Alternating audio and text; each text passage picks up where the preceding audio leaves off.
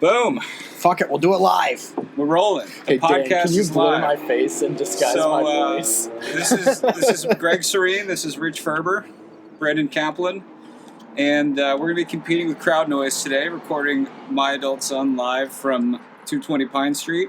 If you're a fan of the show, drop off cookies. If you're not a fan of the show, that was a fake address. It's a beautiful day in Burlington, Vermont, and I already teased to our 21 likes on Facebook that this is a food-centric episode. So even though Rich just made a huge, monumental, groundbreaking personal confession, we really just can't talk about it, unfortunately. So we'll stick to the topics. We'll stick to food today. Gentlemen, it's great to have you here on my patio. It's great to be here, Greg. It's kind of my patio, too. Brendan is my roommate. Rich is not.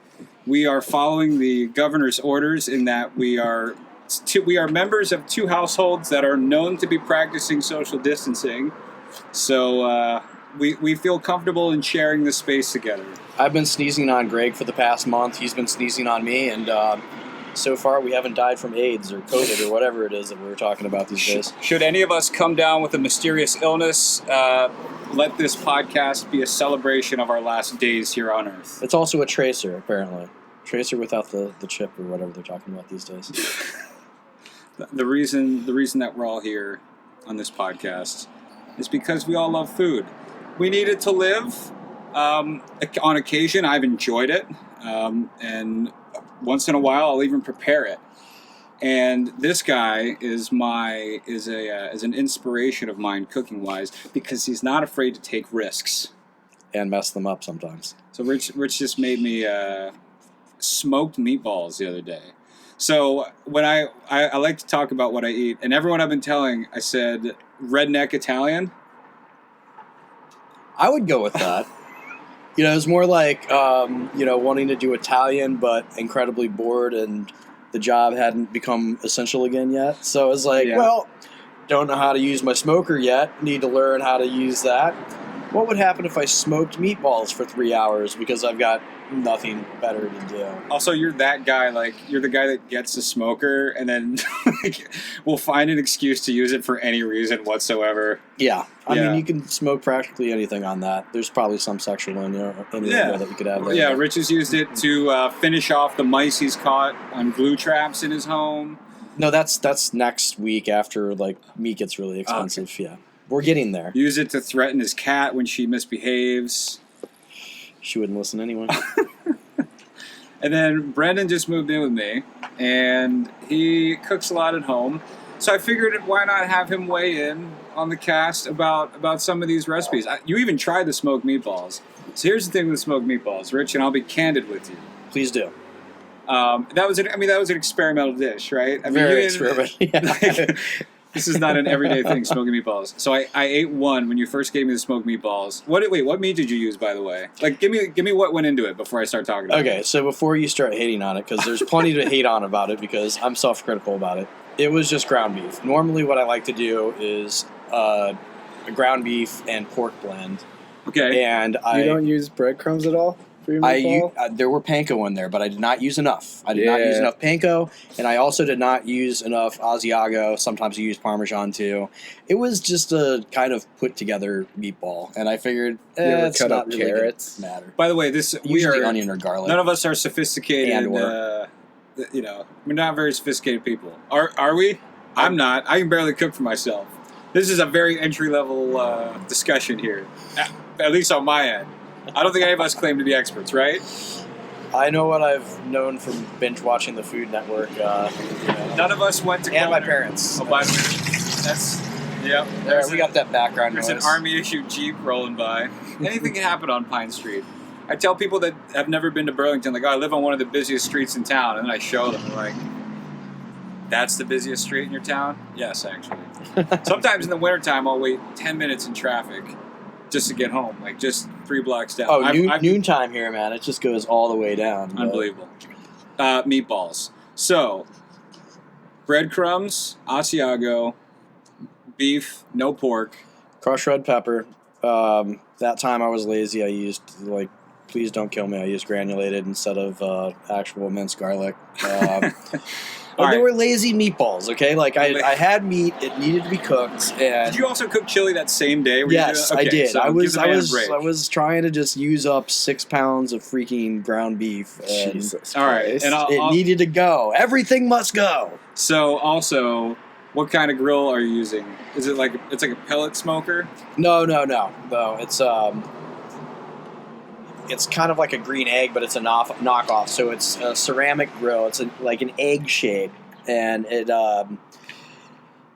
it's way more difficult to figure out, in my opinion, than like your traditional Weber. Like I've always used just like a Weber Smoky Joe. Like I've got a small apartment, and like I just use that charcoal and do it. And I'm trying to figure out with this, like after I've had a couple of slightly failed experiments, like they turned out okay. It just took twice as long as it was supposed to. I'm talking to my dad, who's got a cooler, better version of what I've got, bigger version too. And he's like, well, look, wait, what are we talking about here? Oh, fuck you. No, excuse me, pardon my French.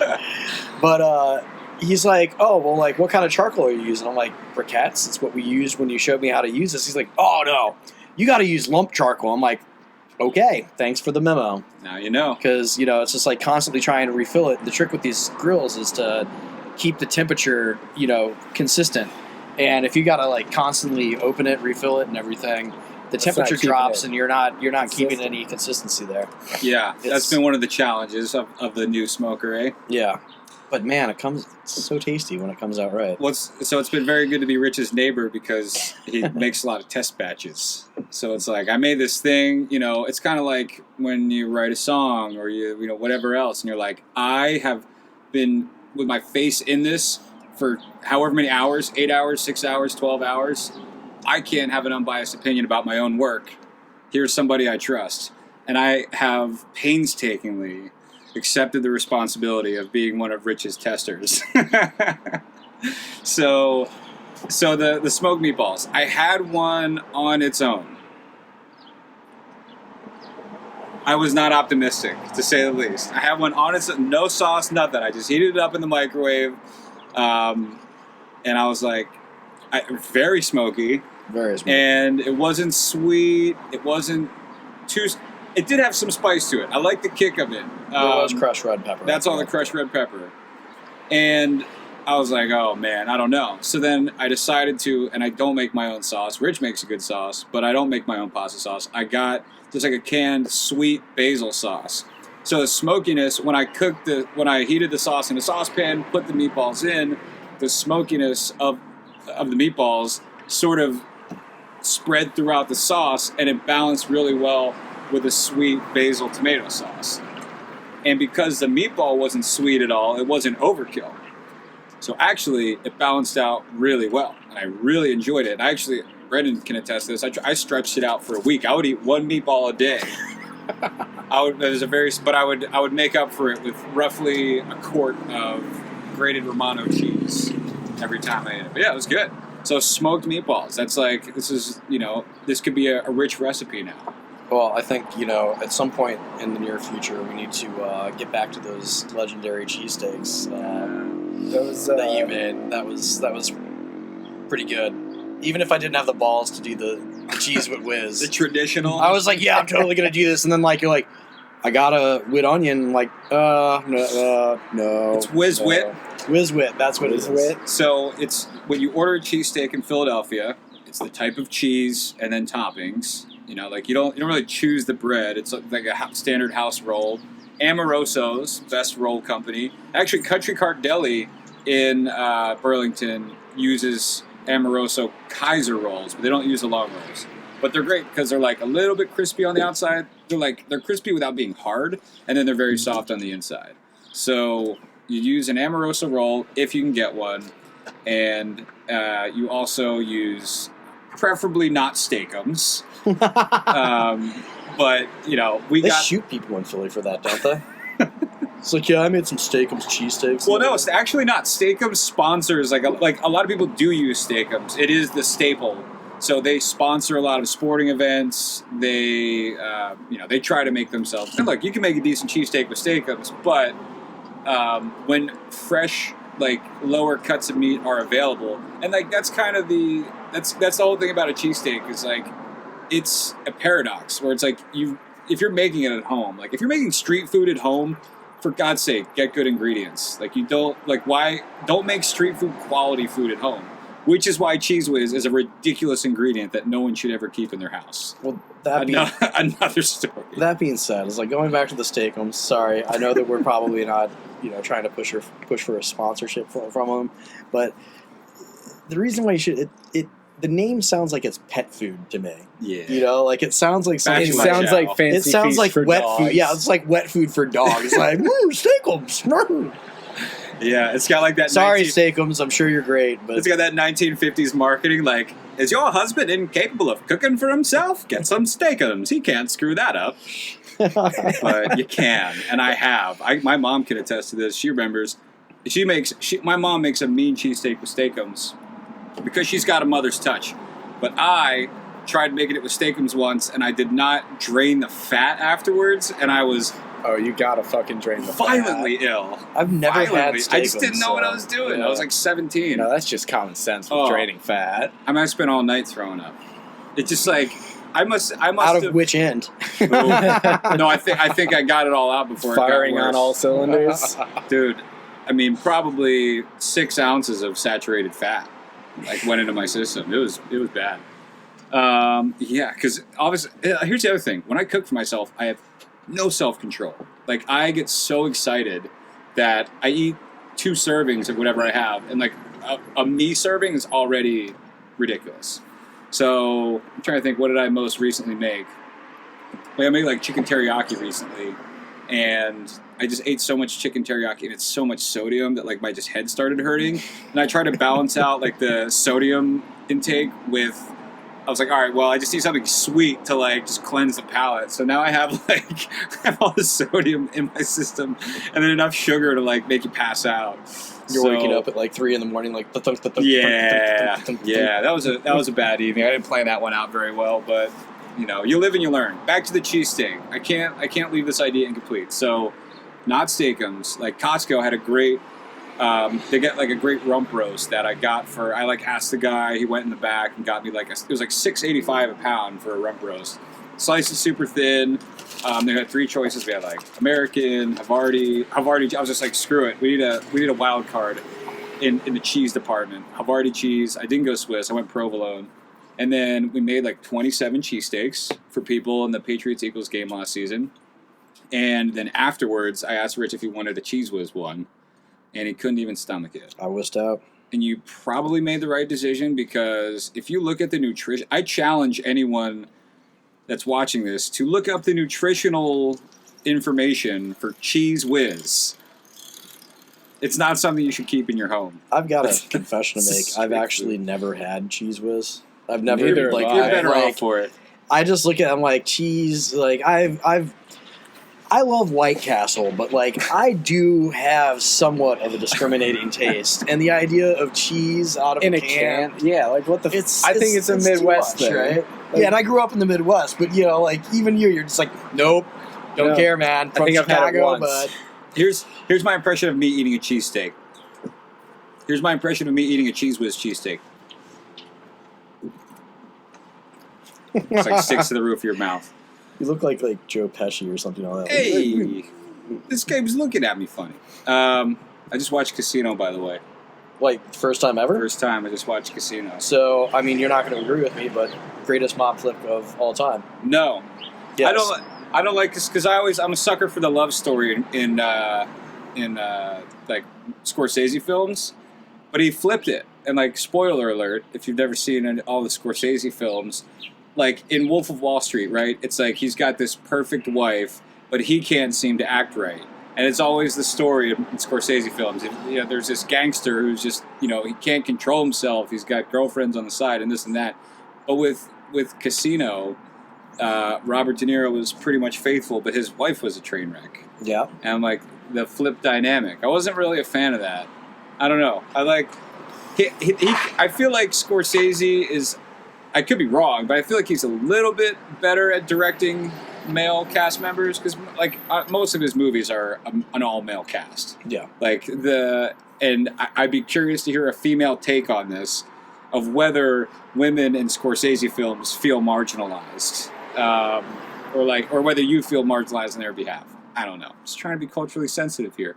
But they're dude movies, let's be real. So it's like from a dude perspective. Yeah, but they're like the thing that separates Casino from all the other mobster movies is that it's, you know, and you're talking to a guy that's, you know, does accounting, like studied economics, blah, blah, blah. Yeah. Like, what I like about his stuff is like they really do talk about the business of it. Mm-hmm. You know, it's like one of the opening scenes that you have in there. It's like, so you got the pit boss, you got the eyes in the sky, you got the vault. These guys come in, they skim a little bit off. You know, it's like it was like you know, we talked about this watching Narcos. Was it season 3 when the Cali cartel came in to play? Did anyone watch? Fucking ruining that one for me. It's history, man. Like there was the Medellin, and then there was Cali. Like it's all history. If you didn't know about that before, you weren't researching drug cartels in Colombia, obviously. Yeah. There's no spoiler alert involved. This is history. But, it's just like fucking Greg telling me not to spoil Waco for him. Are you serious? Hey, man, I still have 2 episodes left. I think a majority of them probably don't make it. You know, from what never mind. I'm just, maybe they were able to negotiate a deal with the FBI. Maybe. It's so hard for me not to blurt out the number. It seems like the after the FBI negotiator, you know, was having a fit with the guy that was in head of the operation.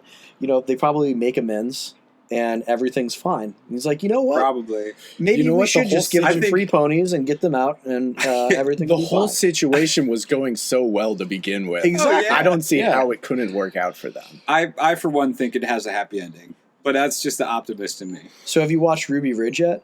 No. What is Ruby Ridge? You have seen it. That was the one in the beginning of Waco. What? The little side story.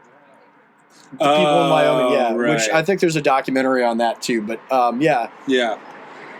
Anyway. Everything was going so hunky-dory until they decided to shoot his son or whatever they did. Son, then his wife. Yeah. All right, back to food. Bookmarking cheesesteaks. The only way to mess up a cheesesteak, besides not draining all the fat, don't use Steak-Ums and put enough meat and cheese on. That's all there is. You can't screw up a cheesesteak. I challenge you.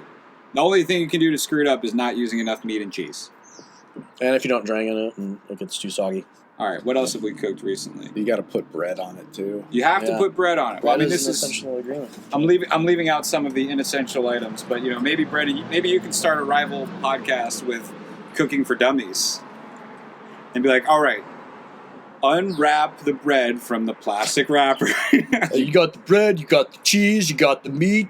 Well, be sure to take the meat out of the little styrofoam.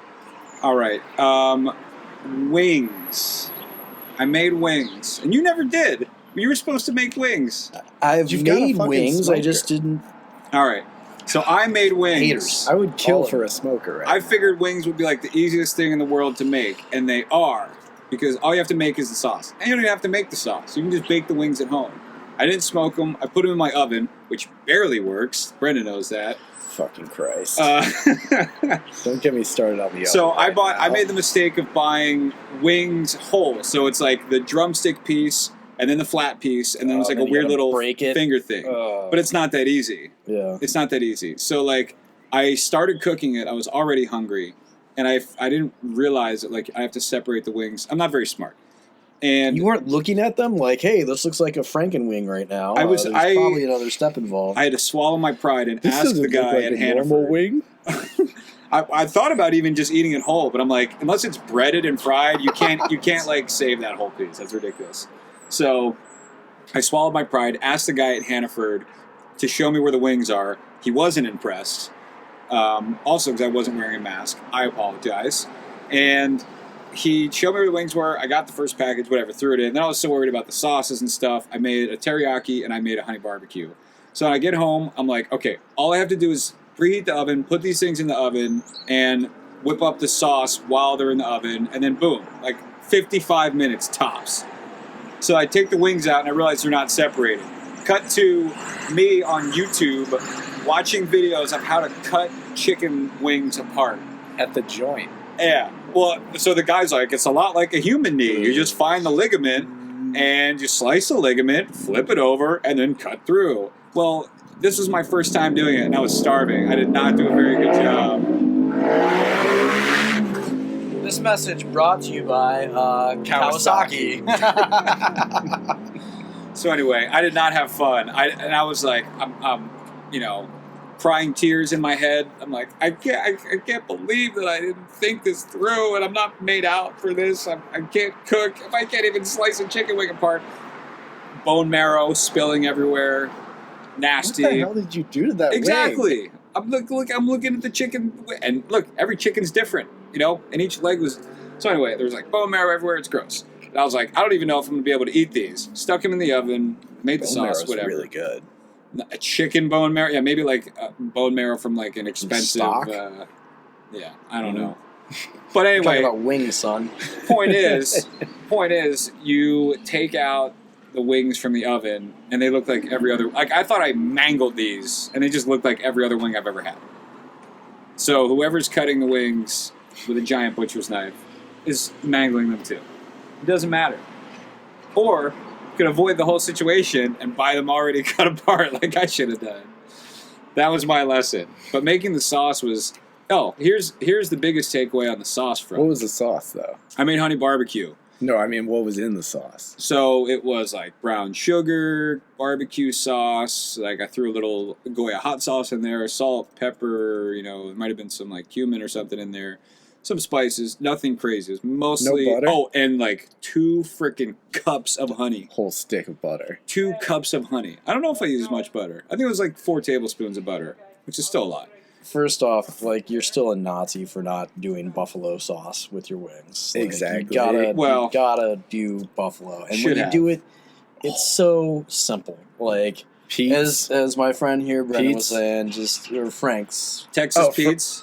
Texas Pete's. Is that your sauce of choice? It's one of them, but I haven't tried it, so I won't knock it. But I mean, if you're gonna do a classic buffalo, Frank's it's Frank's with a freaking stick of butter, maybe a dash of Worcestershire, and some oregano if you want to get really fancy, and that's it. Yeah, there's I'll nothing. hold the oregano. There's nothing else you have to do. Pickled on that. jalapenos.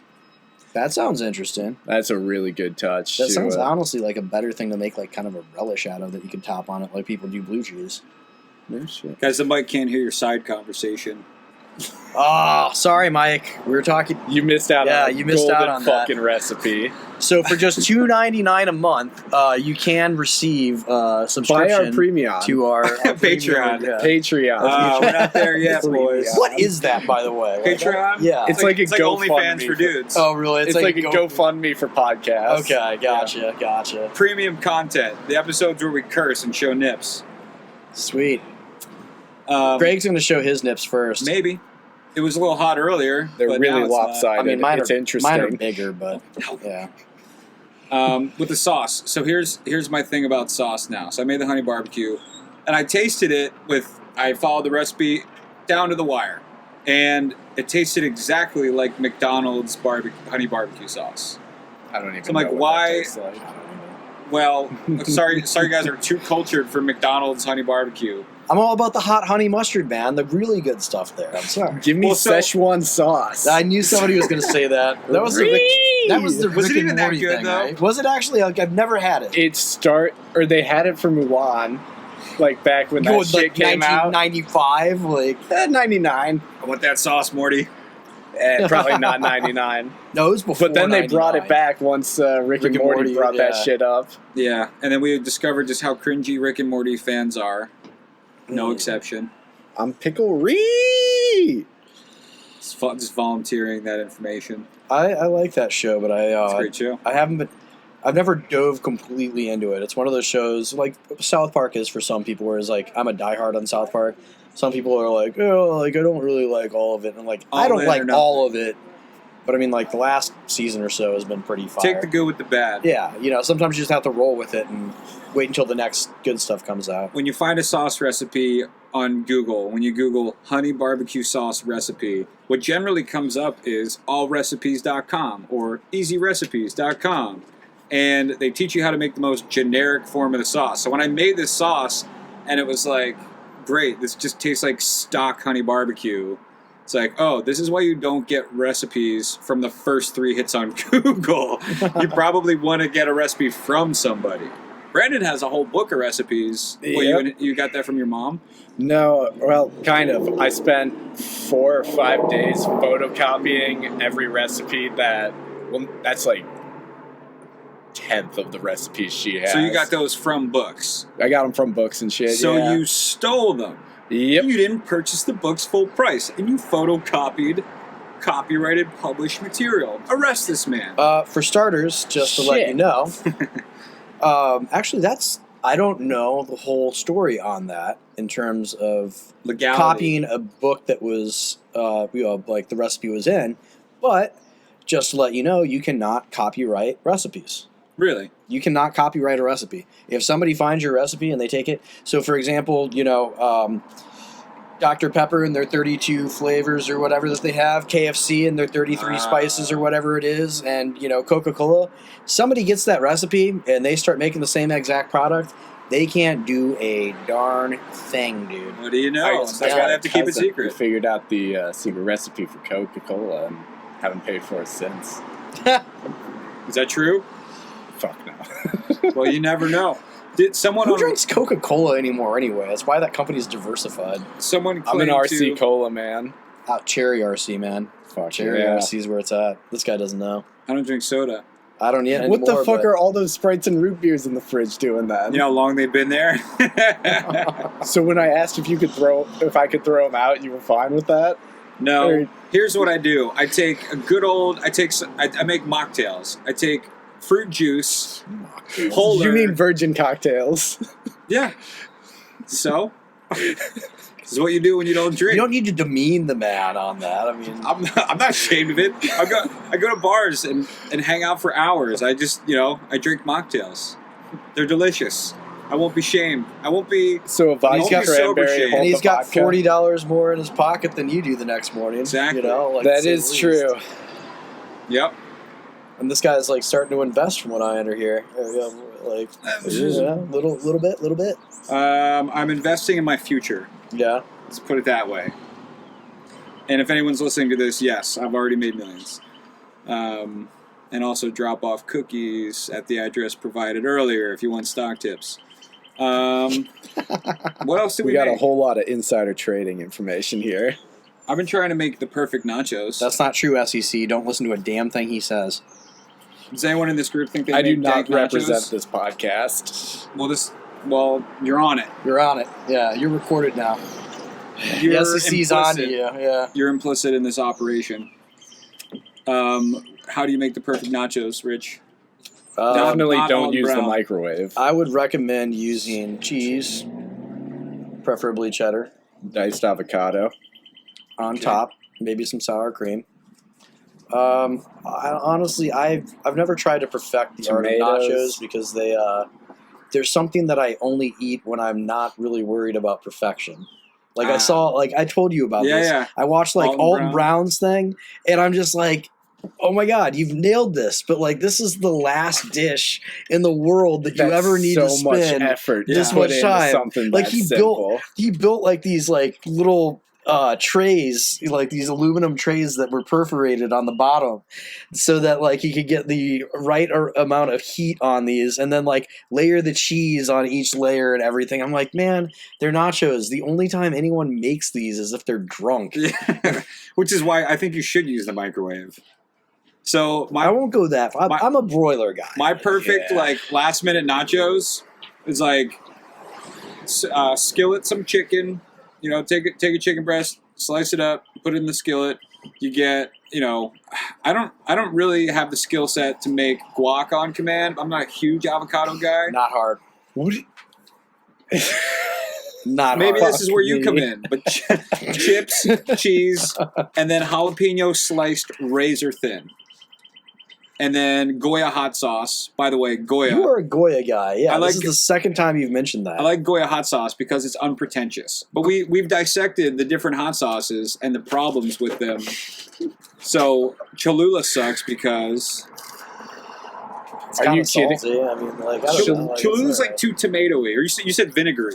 vinegary, yeah. Like, not as bad as Tabasco. And I still like Tabasco, but I'm just saying, like, what I like is, what is it? El Tapatio. Tapatio? El Tapatio. Tapatio's They're green. all right. They're green habanero sauce. Frank's is too salty. Yeah, Frank's you do not use for anything outside of wings, in my opinion. Goya Outside hot of sauce. barbecue. Yeah, somebody's got to show me another reason for Frank's because it just doesn't. No. Goya hot sauce. It's unpretentious and delicious. Also, fresh cilantro, dude. Having fresh cilantro. Every time I go to the grocery store, a bunch of it is like $1.79, and it lasts you all week. Fresh cilantro does volumes for nachos. It's Okay, like Greg, I'm still rattled by the whole guac thing. Here's what it Please. is. Yeah. 2 avocados, a serrano pepper, diced tomatoes. but even Salt, slicing pepper. the avocado open, it's so difficult, Brendan. I can't be trusted. No, with it's that not. responsibility. Oh my god. Open, snap or slap the knife right into the pit, pull it out. That's it. Lorena Bobbitt loved avocados. You know why? Because you got to chop a nut and pull it out. It's like your secret nacho recipe. Bobbitt's nachos. Sorry, was that too soon of a joke? Also, refried beans. Millennials, I'm sorry, you probably didn't even understand that joke, but it's okay. It's okay. Refried beans. Creme fraiche. Creme fraiche. Oh, cream. Sour cream. And, no, queso fresco. That's what I was thinking of. Queso fresco It does is good. It's good. I don't think it Can you melts as even well. Like get- that's good. Yeah, No, it- you can. It's just overpriced. The only way to get it for cheap is Costco. But I don't even know if you can do that anymore because like Yeah. the last time I went to Costco, it looked like closest thing to Eastern European supermarket in like Soviet era. All right, here's my Like question I to can't get Rich. cat litter right now. What's going on right now, Costco? I Rich, can if get you TP, but I can't get Steal cat it from litter. the beach. If you didn't have a freezer, It's sand. would Costco be feasible? Could you shop at Costco if you didn't have a freezer? As a person that, and I don't want to blow up your spot here, but as a bachelor, Beans and diced tomatoes in a can. okay, you're Of course scaring I everyone. can. Nah, if you man, didn't- Costco's good for all that stuff, even the stuff that you're not allowed to buy right now. Dude, as a bachelor, it's very tough to buy fresh food at Costco. Like, it's You just just too gotta much. you gotta have dinner parties, and I Yeah, haven't been unless I'm doing a lot cooking of for other those, you know, people. it's like, You have dinner parties? oh yes, I do. What's wrong with that, Brendan? Absolutely nothing. You don't Why are you strike me as the smirking? dinner party kind of guy. Well, Well- you know, like I don't do like cheese and charcuterie. It's like, hey guys, I'm gonna smoke a bunch of meat on my smoker.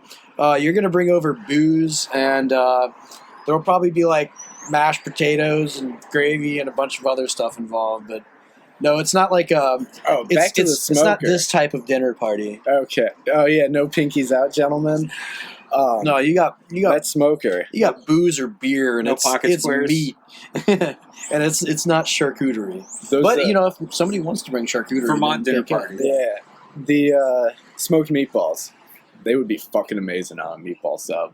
Yes. Oh yeah, definitely. He tried them. Yeah, they were fucking. I did good. them on a meatball sub actually. Oh, good and, shit. All right, here's you got my some common sense. this is my hipster food idea of the day.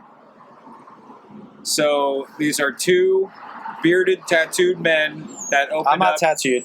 I'm just. This is just my idea. That open up an Italian style restaurant in Williamsburg, and they make a meatball panini where they take one meatball and they slice it very thin and they distribute it evenly on a slice of focaccia bread and then toast it. What? A meatball panini. Would you eat it? I would eat it. Wait, what? No, You gotta say. I mean, this. You gotta say this again. if someone gave that to me, I'd eat it, but I would never go out of my way I want to make one. to order that on a menu. What are we looking at but here, fellas? that meatball sub is fucking that fire was right the there. smoked meatball sub. My Show friend. the camera. Can the camera see it? I think so. We're asking the producer. Do your freaking job, man. Also, hi, producer Dan. Yeah, dude. Yeah, thank you, Dan. Perfect. You're doing. Of course. That looks fat with a PH. Is it there? Oh, it's there. It's there. Okay. Okay. It's really Yeah. there. Let's Guys, lay off Dan. He's doing the best. I know, he he can. is. Yeah. He's like, I don't even want to be here right now. Dude, no, this is fun. You guys aren't even paying me. That's correct. It's okay. Our future sponsors will.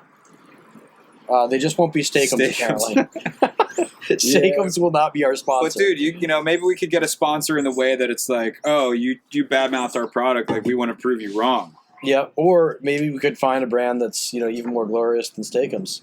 This is your challenge, Steak-Ums. I think Can you show that you are the premier? the all-in challenge for Steak-Ums. I think they have the worst frozen cut of meat market corner though. Hot Pockets. Oh, Sorry, I think I'm just destroying all of our Wow. potential sponsors left and right. yeah. When's the last time you had a Hot Pocket? Yeah, especially as three bachelors like talking about food. This is like right up our alley to get. Yeah, but I sponsored. cook. Like I can count the amount of times I've had Hot Pockets on one hand. Yeah. You How know many what? burnt tongues have you had from Hot Pockets? Probably the same number. Probably 5, yeah. You know what would be the ultimate goal is to actually get sponsored by Goya, being a middle class white guy, with somebody that makes an exceptional field of a variety of foods that are predominantly catered to a Latin American class. Is that the kind? We're working is that on our our marketing target slogan. demographic? We are. Is that the target demographic for this podcast? But there's stuff. Middle-aged Latin Americans. Well, no, because Hey. we're working for market growth here, and I can tell you is like the first sofrito. Actually, the only sofrito I've had that I haven't made myself was Goya, and I'd be like, What's a sofrito? sofrito is a Caribbean-based tomato sauce. So you've got green pepper, onion, garlic, tomato. You know better than I do. It's No, I know what you're saying. So it's not green- salsa. It's not spaghetti sauce. That's like the white guy version of trying to explain it. But anyway, it's like the best base for it's like roasted vegetables and yeah, shit. they're roasted too. Exactly, and it's like the best base for making like Caribbean or Latin American style rices. Okay. It's one of the toppings at Chipotle. Oh, it is. Yeah. Sofrito is. Oh, Yeah. I didn't know that. If you want the veggie thing. Yeah, they call it sofritas. Okay. Yeah.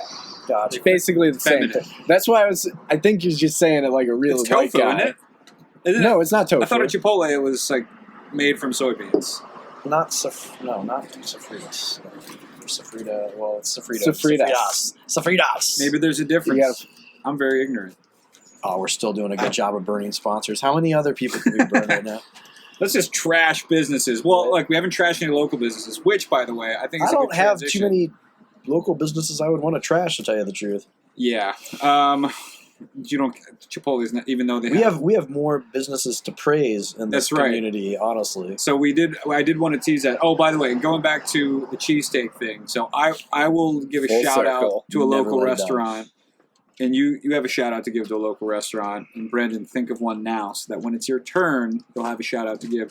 But I think I want to talk about some local businesses next week and I don't know, just reminisce about the good old times when we could actually go to them. But Kismayo Kitchen in Burlington, it's right near the Intervale, like when you go up to the north end of town towards Winooski. Some people online were saying like, oh, you got to get a cheesesteak there in like the Facebook groups here in town. So a friend of mine, Glenn, and I went to Kismayo Kitchen to sample the cheesesteaks. So, I can't remember where the guy's from, but it was not Philadelphia. I believe he was from another country. So, like, he's doing his version of the cheesesteak. And what was interesting is they used dope rolls. They're very good rolls. And he chopped the steak and cheese up into, like, the same consistency. So it was like sort of it was almost like a filling. I don't know what word I'm looking for, but the steak was like the steak was diced basically, and then the cheese just kind of like made it all the same consistency. So it was almost like not a hot pocket, because hot pocket still leaves nasty chunks of steak in there, but I don't know how to describe it. It was not the same consistency I'm used to. Like you don't chop up cheesesteak that finely, but it tasted really good. So good this is job, a place Kismayo on Kitchen. Riverside, right? Yeah, I think so. It's like a shack. It's a small place. Yeah. They have like It's like just 6 before tables. the Dunkin' Donuts if you're going north towards Winooski. Or what used to be the Dunkin' Donuts. it's like half Dunkin' Donuts, half gas station. Yeah, we're talking the same area. Yeah. Yeah. Semantics. Yeah, So, that's yeah. good. I've actually had some of the more traditional dishes there, and I don't exactly know the gentleman's background that did To start the that mic, place Rich. up. Oh, sorry, I'm doing that now. No, you're I didn't exactly know the gentleman's background or don't, but Yeah. he's a Burlington High School grad. His family came over. They were refugees from Africa, and the food that I had there was awesome. I only went there once. Yeah. And I had he does a lot of hybrid stuff. Yeah. and it's good, and had like a noodle dish, and it was awesome. Yeah, you said next time we get friendliest the guy chicken too. rice. Yeah. I spent a summer in New York City, which I was very lucky to do, and I miss all the chicken and rice, man, from like the Mediterranean and like other restaurants, like Middle Eastern food, stuff like that. Street carts. Street cars, baby. All right, Brendan, Fuck. what's your local business? My local business? Local restaurant shout out. if you Local have one. restaurant? Have you gotten takeout recently? I have not gotten takeout recently. Good on you, mate. I cook most of the shit myself. Fuck. All right, Skip. I got nothing. So Rich was just telling me about something that you want to try cooking that you got from a local restaurant. Butter chicken. Butter chicken. What the fuck? You're from the Is that what it Midwest and sounds never like? made butter chicken? No, but Indian butter chicken. You know what I'm talking about? Yeah, I've heard that a few times before, but I've never made it myself. But butter chicken, that's something special. So right there. first of all, where did you get it from? You never made it. So I got it from Sherpa de Hall. I've seen it as a. It seemed like. It kind of seems like it's the orange chicken of Indian food. It's more of an American thing, but Okay. it is an original dish. There is like a name for it, but it's really cool because even if you get it mild, there's like so much going on in it that it's tasty. And what I had I didn't even ask for more heat, which normally I'm just like, I want this dish and I want you to make it like you would in your house. And, I want to be sweating in 2 minutes, but I still want there to be flavor. And this stuff, like, it was perfect. Like, I honestly didn't sweat, which I normally do, even though I love spicy food. Like, I'll be in any place that I had wings, Indian food, anything that's spicy, like 2 minutes into it, I'm just sweating beads. Butter chicken to me doesn't sound like it should be spicy though. And it wasn't. It was just like it had a nice amount of heat, but was like very well rounded.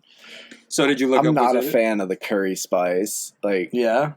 I got no problems with Indian food, but it's just that curry flavor. Not a fan. Well, what's the curry flavor? Because curry is not like an actually defined spice. It's everyone has their own blend of what is curry. Look, white people have chili. It's okay? yeah, exactly. Only this is way more flavor. Yeah. It's Apparently not. no. According to Brendan here, but No, there's cumin. That's what's usually in curry, right? that's one of the ingredients. Cumin's great. Don't Yeah. talk smack about cumin. I don't like cumin. Very Cumin is actually primarily used as a substitute for like black pepper, for example, in the Middle East, and I like cumin. Yeah. Did you look up what's in it? Because you're going to try cooking it at home. Butter chicken. Yeah, so it's actually one of the more simple recipes that I've seen for Indian food. Because like I always have wanted to do vindaloo or like biryani. I love like lamb biryani, and the way to cook that, I'm like, there's just too many steps. Screw it. I'm going to pay $18 for. It still lasts 2 meals. But isn't that a it's great system, like financially, to only like eat takeout for the stuff that you don't want to cook? Yeah, That makes the most sense. Yeah. Like, I don't know. Don't get takeout for burgers. You know what I mean? Unless they're Well, really thanks for dope. judging me, buddy. Unless they're really dope. I'm just trying to keep my favorite local neighborhood pub alive. No, that place Oh, is great. Shopping Gastro bag. Pub. That's my fucking reference or shout out. Okay. Shopping bag. Guy Fieri went there. Said he had the best burger ever. They do good shit over I've there. heard marvelous things. No, they make good burgers and it's cheap. Tyler agrees. Our buddy Tyler. But you can't say that because of Guy Fieri. The guy doesn't eat eggs, man. What? He What the fuck? Yeah, it's like Anthony Bourdain, amazing human being. And He's batshit crazy. self-admitted. Well, he's dead now, but was batshit crazy. self-admitted egg slut. Guy Fieri. Slut. Yeah, that's what he. Is that like a deemed title himself. of his book? That's or what something? he. No, it was in his book, Confessions from. You know what I'm talking about. Yeah. Confessions from a Kitchen Worker or whatever. Something like that. Yeah. There's another sponsor we just lost. His publishing company. Right. Why do you say Anthony Bourdain was a? What was he say? Would you say a maniac? Egg slut. No. What did you That's call what him? I said, and he Oh. was. He I wasn't said batshit crazy. Why batshit crazy? Have you ever seen his adventures? Yeah, A little bit. Adventures with Anthony Bourdain. But I mean, that's why honestly, he's one of my favorite chefs. And like, he even says, he's like, I wasn't a chef, I was a cook. But his Nice. whole thing, wasn't necessarily what he brought with his recipes to the world, but his philosophy of the fact that food is universal.